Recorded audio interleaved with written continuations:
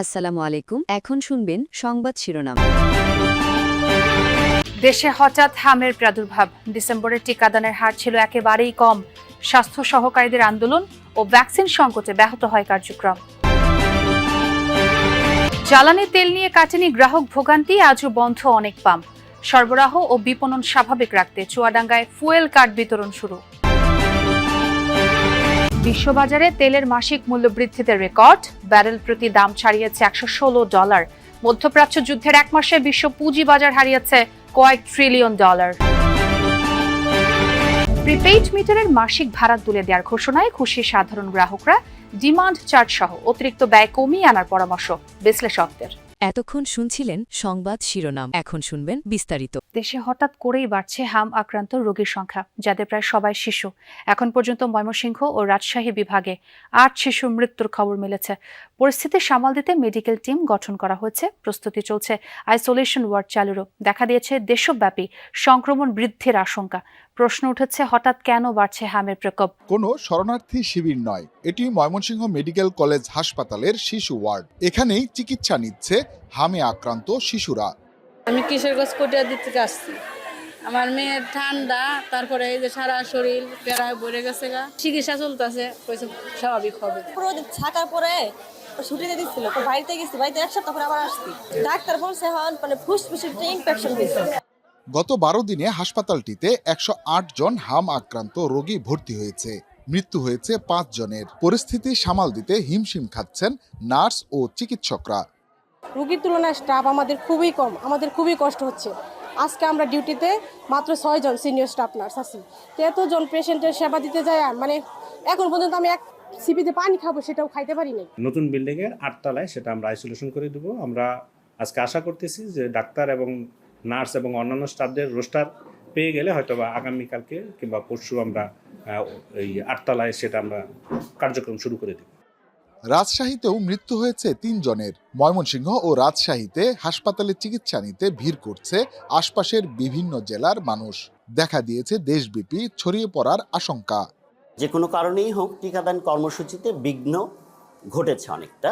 হতে পারে যে সেই টিকাদান কর্মসূচিতে বিঘ্ন ঘটার কারণেই এখন এই আউটব্রেকটা শুরু হয়েছে। চিকিৎসা না নেওয়ার কারণে, এমনকি চিকিৎসা বন্ধ করে দেওয়ার কারণে ক্ষেত্র বিশেষে হামের রোগীগুলা মারাত্মক রকমের কমপ্লিকেশনস নিয়ে আমাদের এখানে হাজির হচ্ছে।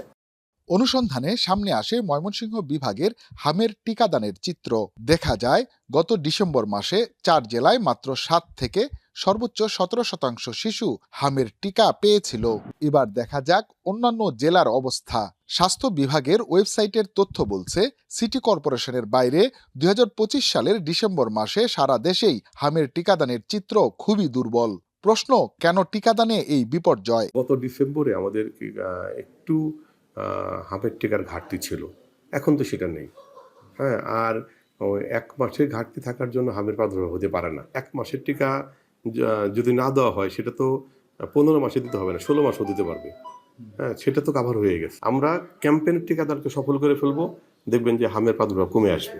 গত ডিসেম্বরে স্বাস্থ্য সহকারীরা 6 দফা দাবিতে স্বাস্থ্য অধিদপ্তরের সামনে টানা অবস্থান কর্মসূচি ও কর্মবিরতি পালন করেন। এই আন্দোলনের ফলে সারা দেশে মাঠ পর্যায়ে টিকাদান কার্যক্রম ব্যাপকভাবে ব্যাহত হয়। পাশাপাশি একই সময়ে টিকার সংকটের বিষয়টিও সামনে আসে। স্বাস্থ্যকর্মীরা একটা আন্দোলন করেছিল এবং একই সময়ে আমরা এটাও শুনছি যে ওই সময় পর্যাপ্ত টিকা ছিল না। এখন আমার প্রশ্ন জাগছে যে টিকা ছিল না এবং আন্দোলন, এটির মধ্যে কোনো যোগসূত্র আছে কিনা?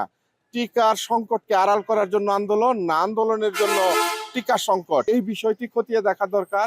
জ্বালানি তেল নিয়ে কমছে না গ্রাহকদের ভোগান্তি। তেল সংকটে আজও সাময়িকভাবে বন্ধ রাখা হয়েছে অনেক পাম্প। রংপুর বিভাগের বেশিরভাগ ফিলিং স্টেশনেই পাওয়া যাচ্ছে না পেট্রোল ও অকটেন। সংকটে রয়েছে ডিজেলেরও। যেসব পাম্পে জ্বালানি তেল রয়েছে সেসব জায়গায় রেশনিং পদ্ধতিতে বিক্রি করা হচ্ছে। খুলনা, চট্টগ্রাম, ময়মনসিংহ ও রাজশাহী বিভাগেও জ্বালানি তেল নিয়ে গ্রাহকদের ভোগান্তি কাটেনি। ফিলিং স্টেশনগুলোতে যানবাহনের লম্বা লাইন, বিশেষ করে বাইকারদের ভিড়ই বেশি। চাহিদা মতো তেল না পেয়ে ক্ষুব্ধ গ্রাহকরা। আবার কোথাও কোথাও তেল সংকটে সাময়িকভাবে বন্ধ রাখা হচ্ছে ফিলিং স্টেশন।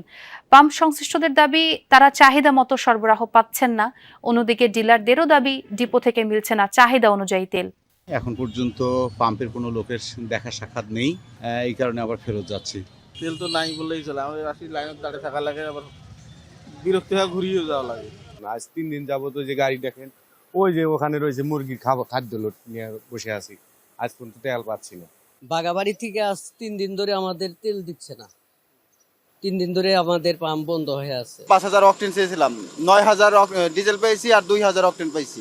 আমাদের মুদিখানার দোকানের সঙ্গে বিক্রি করি, এখন পাচ্ছি না, তাই মানুষ এসে টপ নিয়ে এসে, কৃষক এসে ফেরত যাচ্ছে। এদিকে চুয়াডাঙ্গায় জ্বালানি তেলের সরবরাহ ও বিপণন স্বাভাবিক রাখতে ফুয়েল কার্ড বিতরণ শুরু করেছে জেলা প্রশাসন। সকাল 9টা থেকে জেলা প্রশাসকের কার্যালয়ে কার্ড বিতরণ কার্যক্রম শুরু করা হয়। এর আগে সকাল 6টা থেকেই লাইনে দাঁড়ান অনেকে। রোববার জেলা প্রশাসনের সভায় জানানো হয় 30 ও 31 মার্চ জেলা প্রশাসক কার্যালয় থেকে যানবাহনের জন্য ফুয়েল কার্ড বিতরণ শুরু হবে। কার্ড সংগ্রহ করতে হলে সংশ্লিষ্ট যানবাহনের রেজিস্ট্রেশন নম্বর, চালকের ড্রাইভিং লাইসেন্স নম্বর এবং জাতীয় পরিচয়পত্রের ফটোকপি জমা দিতে হবে। আগামী 1 এপ্রিল থেকে শুধুমাত্র ফুয়েল কার্ডধারী যানবাহনেই জ্বালানি তেল সরবরাহ করা হবে। তবে কৃষকদের জন্য এই নিয়ম শিথিল রাখা হয়েছে। কৃষিকাজে ব্যবহৃত ডিজেল আগের মতোই 24 ঘন্টা বিক্রি করা হবে বলে জানিয়েছেন জেলা প্রশাসক। ডোনাল্ড ট্রাম্পের এলোমেলো আচরণে দিশেহারা মার্কিন শেয়ার বাজার, নিম্নমুখী এশিয়া, ইউরোপের সূচকও। যুদ্ধ, সুদের হার ও প্রযুক্তি খাতের অনিশ্চয়তায় বড় ধাক্কা খাচ্ছে বিনিয়োগকারীরা। বৈশ্বিক স্টক মার্কেট থেকে এক মাসে গায়েব কয়েক ট্রিলিয়ন ডলার, মূলধন পর্যন্ত তুলে নিচ্ছে অনেকে। এমন টালমাটাল পরিস্থিতিতে এক মাসে 62% পর্যন্ত বেড়েছে তেলের দাম। হরমুজ প্রণালী দিয়ে চলাচলে বাধা, উপসাগরীয় এলাকার জ্বালানি স্থাপনাগুলোয় পাল্টাপাল্টি হামলা, সব মিলিয়ে এক মাস ধরে স্মরণকালের সবচেয়ে বড় বিপর্যয় তৈরি হয়েছে তেলের বাজারে। মাসিক বৃদ্ধির রেকর্ড গড়েছে ব্রেন্ট ক্রুড। সোমবার আগের দিনের তুলনায় 2.9% বেড়ে ব্যারেল প্রতি তেলের দাম ছাড়িয়েছে $116, যা 27 ফেব্রুয়ারির তুলনায় 62% বেশি। তেলের দাম আর সুদের হার নিয়ে অনিশ্চয়তা ঘিরে তৈরি অস্থিরতা চাপে ফেলছে বাজারকে। এমনই স্পর্শকাতর অবস্থা যে সামান্য খবরেও ওঠানামা করছে দাম। প্রিপেইড মিটারের মাসিক চার্জ নিয়ে সমাধান বের করতে চায় সরকার। এর মধ্যে ভাড়া তুলে দেওয়ার সিদ্ধান্তকে স্বাগত জানিয়েছেন গ্রাহকরা। তবে বিশ্লেষকরা বলছেন শুধু মিটার ভাড়া নয়, গ্রাহকের ওপর থেকে ডিমান্ড চার্জ বা অতিরিক্ত ব্যয়ের চাপ কমানো উচিত। বিদ্যুতের অপচয় রোধ আর চুরি ঠেকাতে গোটা বিশ্বে প্রিপেড মিটারের চল শুরু হয়। বলা হয়েছিল গ্রাহক যতটুকু বিদ্যুৎ ব্যবহার করবে বিল দিবে ততটুকুই, কিন্তু বাস্তবতা ভিন্ন। ঢাকা সিটিতে একজন গ্রাহক যদি 1000 টাকা টপ আপ করেন তবে তিনি বিদ্যুৎ পান 700 থেকে 800 টাকার। ডিমান্ড চার্জ আর ভ্যাট ছাড়াও তাকে গুনতে হয় 40 টাকার মিটার ভাড়া। মিটারের দাম শোধ হয়ে গেলেও এই খরচ থেকে মুক্তি নেই দেশজুড়ে 50 লাখের বেশি প্রিপেড গ্রাহকের। আমি মাসে 3 থেকে 4000 টাকা আমার বিল আসে, তো আমি 1000 টাকা যদি ভরি তার মধ্যে 800 টাকার বিল আমি পাই। বাকি টাকা কাটি নিয়ে যায় মিটার চার্জ। কেন